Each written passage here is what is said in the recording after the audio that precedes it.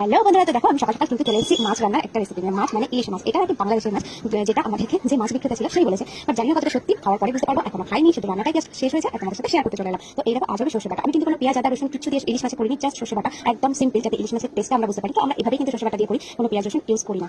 দেখতেই পাচ্ছ আমি মাছগুলো আলাদা করে ধুয়ে রেখেছিলাম আর সর্ষে বাটাটা বেটে নিলাম সাথে। আর এভাবে হাতের সাহায্যে, হাত ছাড়া তো মাখানো সম্ভব নয়, মাছগুলো খুব নরম হয়, সেই জন্য হাতের সাহায্যে আমি মাছগুলো জাস্ট মাখিয়ে 1 ঘন্টার জন্য ম্যারিনেট করে রাখবো। 1 ঘন্টা না রাখলেও হবে, 30 মিনিট রাখলে এনাফ।